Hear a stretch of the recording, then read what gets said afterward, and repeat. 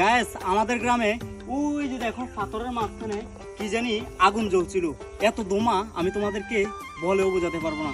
এখন আমরা সরাসরি গিয়ে দেখবো এখানে কি হয়।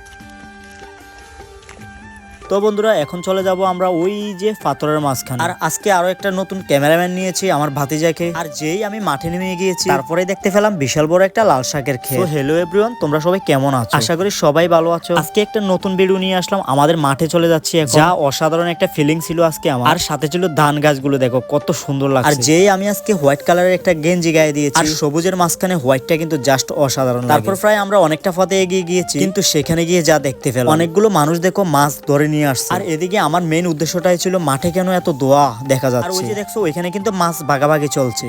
বন্ধুরা ফাইনালি কিন্তু আমরা মাঠে চলে আসছি।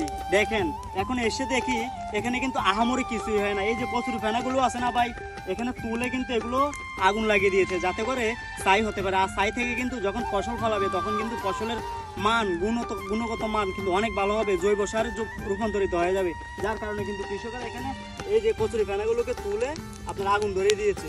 আর জানো তো বন্ধুরা, আমাদের এই পাথরটার কিন্তু একটা নাম আছে, আর নামটা হচ্ছে ভবানীপুর জল। আর এখানে এই যে দেখছো দোয়াগুলো, এগুলো কিন্তু অনেকগুলো কচুরি ফেনা এখানে বসেছিল। কচুরি ফেনাগুলো কিন্তু তুলে তুলে এগুলো জ্বালিয়ে দিয়েছে কৃষকরা। আর বর্ষার সময় কিন্তু এই পাথরটাতে অনেক জল থাকে। কিছুদিন আগে আমি একটা কচুরি ফেনার ভিডিও করেছিলাম, আর এটাকে তোমরা আমাদের গ্রামে ছোটখাটো একটা সমুদ্র মনে করতে পারো। আর এই যে দেখছো আমার ক্যামেরাম্যান আমার ভাতিজার গৌরবকেই আজকে সাথে নিয়ে নিলাম। আর আমার ভিডিও তো উঠেছে বলে ও কিন্তু ভীষণ খুশি ছিল। আর তোমরাই বলো, ভাবা যায় এত বড় একটা সমুদ্র শুকিয়ে গিয়েছে। তবে আজকের বিকেল বেলার ওয়েদারটা কিন্তু জাস্ট অসাধারণ ছিল। তবে অনেক দূর থেকে কিন্তু দোয়াগুলো অনেক সুন্দর লাগে, আর লাগারই তো কথা, তাই না? আর আমি প্রতি শুক্রবারেই একটা না একটা সুন্দর কিছু দেখানোর চেষ্টা করি তোমাদের। আচ্ছা, আমাদের ভিডিও যদি তোমাদের কাছে ভালো লেগে থাকে অবশ্যই আমাকে একটা ফলো করে দেবে কিন্তু।